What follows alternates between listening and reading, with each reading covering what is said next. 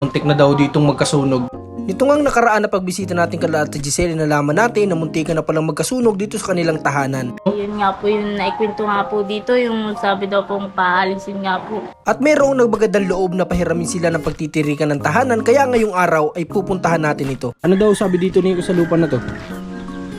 Ay, ang sabi daw po na mayari, repair lang daw po. Re-repairin lang, pero di ba niya nakita yung itsura ngayon ng bahay niya na kailangan na siguro ito palitan talaga lahat. Paano po kaya yung pwede maging usap kapag tumira sila dito?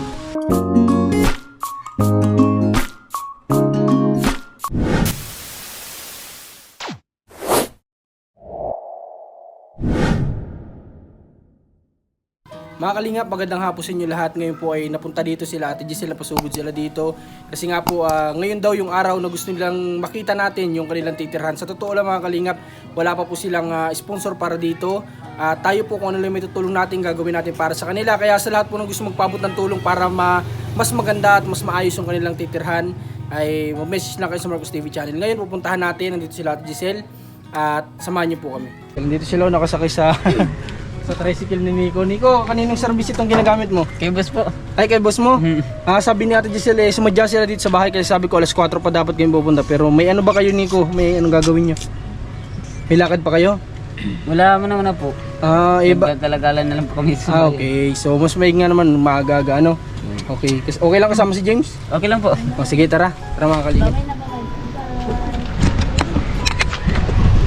3:30 PM na makadaan kami dito sa tulay na ito lamang ang tanging kailangan daanan upang makatawid dito sa sinasabi nila Ate Giselle na lugar kung saan naroon ang sinasabi nilang tahanan na pinapagamit sa kanila. Nasa nakikita ko kung dito man sila makakatira ay napakaganda dahil napakapresko sa lugar na ito.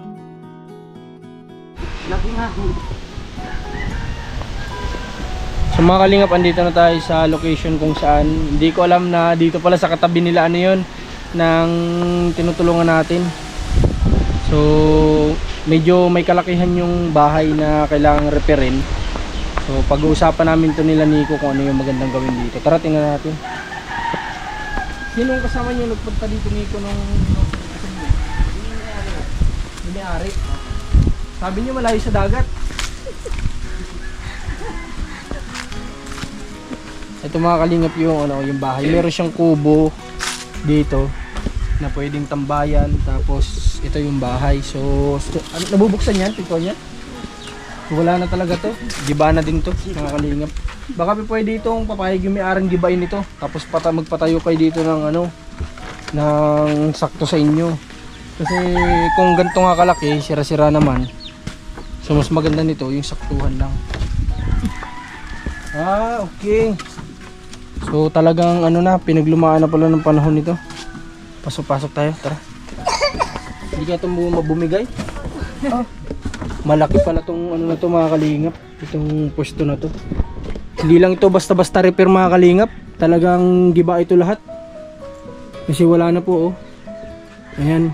Pero at least may pinagamit sa kanilang lupa. Ano daw sabi dito Nico sa lupa na to? Ay, ang sabi daw po na mayari, repair lang daw po. Re-repairin lang, pero di ba niya nakita yung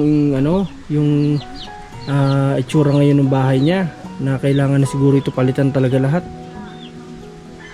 Ay, sabi daw po ay, hindi ko pa naman po masabi sa kanya kung papalitan nyo lahat ito.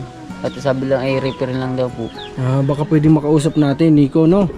Na baka pwedeng gibain na ito kasi masyadong malaki to. Oo, wala na din naman, sira-sira naman na talaga. Ano na lang to, parang isang bagyo na lang to, tutumba na din ito. Kasi yung mga sahig niya gawa sa kahoy, wala na din, pagiba na din. So ito, yung mga tabla din dito, medyo na din, gabok na din to. Ang dingding lang pala nito dati, pawid lang Nico. Tapos bubong niya pawid, pero may CR may CR, pwede magamit yung CR na yan kasi may semento naman So sige, maganda-ganda itong pwesto na ito. Tsaka presko dito Nico, Opo, mahangin. Sa tingin mo okay ka dito? Okay naman po dito. Si James kaya, hindi kaya delikado dito? Hindi naman po siguro. Hindi Pag naman. hindi man daw po dito masyadong abot ng tubig ay. Pag Okay. natay. Sige. So, salamat din sa nagpagamit nitong lupa na to. Dito kala Nico. Ito sa tingin mo, Commander, ano yan? Mare-repair pa ba yan? Kasi kung ano yung na-preserve ng may-ari, baka hindi papayag yan na ano, gibain. Gibain? Oo. Eh, dapat may usapan ito ng maganda-ganda mga kalingap. Kasi baka mamaya mangyayari nito, ipaayos natin to lahat. Tapos kapag maayos na, paalisin na sila. Di ba? Hindi naman siguro, pero mas mabuti na yung sigurado. Yan oh, anak. Yan si nanay. Ay, tatay. Tay! Magandang araw po. Ay, pinapatira niyo pala dito sila, Giselle. Oo. Ano kaya tatay magandang ano dito sa bahay niyo? Gusto niyo ba re-repairin lang ito? Oo. Gusto niyo repair lang po? Ma-repair lang. Paano po kaya yung pwede maging usap kapag tumira sila dito? Kapag napaayos po namin ito. Ayan o. Ano po kaya yung pwedeng may offer niyo sa kanila kung hanggang kailan sila pwedeng tumira? Ay, hanggang kailan sila gusto mong tumira. Ang bait ni tatay. Grabe.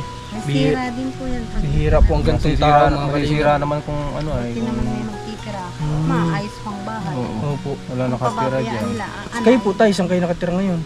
Doon sa ano, sa dating bahay ng magulang ko. Bait ni tatay. Mga kalingap, bibihira yung ganito na magpatira. Kasi nangyari na po sa atin yun ay yung kalatatay Moises na pinagagamit yung lupa nung natayuan ng bahay. Pinipressure naman sila na mapaalis na doon para makuha nila yung ano. Pero si tatay, hanggat kailan gustong tumira nila Nico, napakabait po. At matirahan na dito. Salamat po sa inyo. Wala naman nakatirang Nasira. iba dyan. Masisira bang walang tao Walang dyan. tao, oo nga naman. Di ang gusto ni tatay, ma-repair lang ito mga kalingap. So sige, kung ano yung tutulong natin para ma-repair itong bahay na ito, tutulong tayo dito para maging maayos po itong bahay na na dating tinitirhan nila. Dito rin kay tatay dati nakatira? Dati kami dyan nakatira. Okay. So Nico, payag si tatay. Buti mabait si tatay. Paano niyo nakilala si tatay dito? Nakatira yung sa bahay. Sino? Sino nakatira? Dun sa ano? Yung kapatid, yung namin may kapatid mo ito niya. Si nanay yung kinakausap natin. Kapatid ni tata yun. Nanay niya. Nanay niya. Okay. Pasensya na. Hindi masyado makaintindi. James, pasalamat ka kay tatay. Papatirahin ka niya dito. Ha? James. Magiging presko pati dito, Mahangin dito mga kalingap sa posto na ito. Okay, tatay, ano po pangalan niyo, tay? Tatay Randy, salamat po ulit tatay At napakabait niyo po na kasi kawawa po talaga itong mga ito ay nahihiya na din sila na hindi daw sila yung nagbabayad sa inuupahan. Mabuti nga po at matagal na din po sila naghahanap ng pwedeng magpahiram sa kanila. Pwede naming mapaayos at kayo lang po yung Sabi ko nga mabuting tulungan ko loob sila sa kanila. magkuhan dyan, magpapawit ako tapos bibi ko sa kanila. Grabe. Kaya ko lang magbubong sila dyan. Grabe, bait ni tatay. Pag-pray natin din si tatay na sana marami pang blessing dumating sa kanya. Thank you ulit kay kuya. O paano Nico, anong nyo, ang bait ni tatay, gusto pa niya kayong bigyan ng pambubong? Ha? Paanong plano nyo dito? Sino yung makakatulong ng paggagawa niyan? Kung sakali. Dapat karpintero din na marunong talaga sa pagpapanday. Kasi mahirap naman na nadala na din kami sa mga ganyang pangyari na yung nakuha namin hindi naman talaga totally panday. Iba yung kinalabasan ng bahay. Oo, parang nababoy. So sana naman dito dapat karpintero. No? Okay. Kung sakali man available yung karpintero namin at wala siyang trabaho, pwede natin patulungin yun dito. Ano Nico? Opo. O sige, ganun na lang gagawin natin. Oo, dingding. Kailangan palitan yung dingding. Oo, kasi papasok yung hangin. Buti nga may CR na din po ay maganda. Ang swerte nila. Swerte nila dito mga kalingap. Nila Nico. Nila Ate Giselle. Bukod dito ano pa. Yung kapaligiran pa dito Alam niyo yun, walang pollution. Hati na tayo sa kuryente. Akong sulod yan. Ang bayaran ko 231. Pag tayong dalawa na, edi Hati tayo. na lang. O, sige. Okay, sige. Salamat, nanay.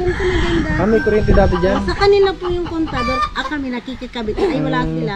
Ako lang bumabayad. Ngayon nandiyan na sila. Maghahati na kami. Maghahati. Okay. May kahati na ako. Pinahirapan O, mag sige. Salamat din kay nanay. Hati kayo, ano? Opo. Sa magiging kuryente. Maswerte kay Nico kasi na ano niya si tatay. Na Ako lang sila nagbabayad. dyan. Nakausap Hindi nyo. na kayo. Hati na tayo. hati na kayo. Makakagaan sa akin. Tapos Giselle, mag-alaga ka ng kalabaw dyan, oh. Mag-alaga ka ng kalabaw. Umabait ang tao dito kasi dito, dyan tinutulungan ko din yan dyan. Ang ginagawa ko nga dito. Yung magkapatid na ano. Nagluto ako ng gulay. Ano ba nanay dito yung pwedeng maging hanap buhay ni ate ano? Hindi siya magtiritinda dyan ng gulay. Lutong ulam. Ah, pwede. Dyan, mago ang kasi- dyan ng ano. May kubo-kubo na, oh. Kung gusto niya mag-repack ng uling. Mabili Pwede din, dito ang ano? uling. Grabe, marami pala dito pwede pagkakitaan mga kalingap. Doon sa unahan, sa dulo nito, kala Tatay Budoy naman yun. Maraming bibili kayo ng lutong ulam. Ako, kanina nagluto ako ng puso na tindahan ako ng 100. Ay, grabe. Limang Pwede si ate Giselle pala dito mag ano, gulay na magtinda-tinda. Magtinda si ate Giselle dito ng bato, ng graba. Graba ano ate Giselle? Biro lang, pwede dito mga uling ganyan, mga lutong ulam daw, pwede daw dito. Lutong ulam. Okay. Dito eh, yung mga bahay niyan uli, isa ko yung tindo. Sige. Basta Nico may sigurado na ditong makakatulong ka ng karpentero talaga, ano? Pa sabihin niyo sa amin, ano? Tapos kakausapin din karpentero namin kung available. Ha? Okay. Sige. Tay, salamat po ng marami sa inyo. Sige po. Tara mga kalingap, punta muna tayo.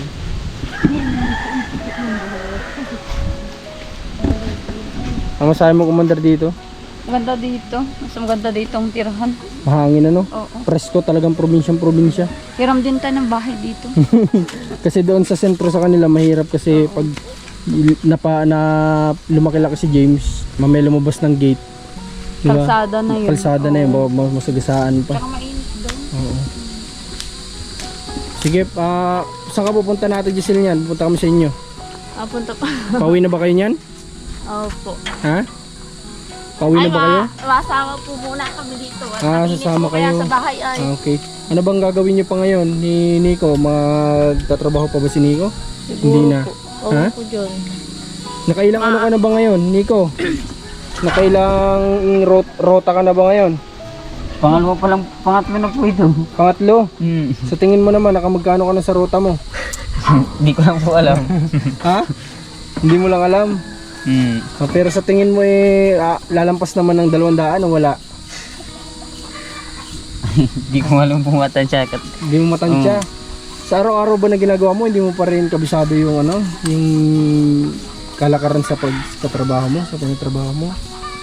Pag mga ano lang po, pag mga baka lang po mga dala namin, dyan po na alam po yung mga kalakar namin. May sanay yung Kabisado mo yun kapag ganon. Pero since iba-iba naman kasi kinukuha, hindi naman pare-parehas, ano? Okay. So, siguro kailangan mas maganda tapusin na lang natin yung tapusin na lang natin yung buwan ninyo dun. Ano? Opo. Tapusin muna natin kasi sayang naman yung bayadan natin dun. Kasi naman kayo pag nandito kayo. Okay naman po dyan. Mas gusto nyo dito? Mahangin po dito din na yung mainit maigi. Kaya nga, sa bahay tagos yung init. No? Kumpara dito presko dito. Okay, di sige. Ha, James, dito ka na daw titira, James? James, dito ka na daw titira. Ha? O sige na, Nico, mag-ingat kayo, ha? Sige po. Okay, Babay sige. na ikaw, babay. Babay na, James, babay na. Babay. Ingatan niyo si James, sakay-sakay niyo sa motor. Gulit. Ba't ka nagagalit? Ha? Ay, Gusto mo ba dito? Ay, galit. Babay na, babay. Okay, babay na. Babay na ikaw, babay na. Siguha ka eh. Sige, Nico, ingat kayo. Sige, Sige, salamat po. mag-ingat kayo. So, mga kalingap, ngayon nakita natin itong location nila Ate Giselle na gusto nilang pagtirhan at ayun, medyo malaki yung yung bahay na kailangan repairin dito. O kaya lang hindi kasi pumapayag na gibain at magawa ng panibago yung bago talaga na bahay, hindi pumapayag yung may-ari. Kailangan gusto niya repair lang. So sige, papayag po tayo na kung gusto yun yung pwede. Hindi naman tayo pwede ang magdikta dito. So repair lang yung kailangan dito gawin. At kailangan lang karpentero na gagawa. Yun lang kailangan po natin dito. At sana sa mga gustong tumulong kay Ate Giselle, tulungan niyo po ako para mas maayos, mas maganda yung may paggawa natin dito. Dahil sila po ay wala pa po silang sponsor talaga para po sa pabahay. Tayo po ay nag-iipon lang para sa kanila din sa munting kinikita natin. Kaya sana sa mga nais pong tumulong, tulungan niyo po ako. Mag-message kayo sa Marcos TV channel, pagsamasamahin po natin at may paggawa natin dito para makalipat na din talaga sila. So maraming salamat po sa inyo lahat at suportahan nyo si Commander ni Marcos, lagi kong kasama, at Alma Vlogs naman sa kanyang Facebook page, Marcos TV channel sa ating Facebook page, at dito sa ating YouTube channel. Huwag kalimutan mag-like, share and subscribe. Maraming salamat po. God bless po mga kalingap.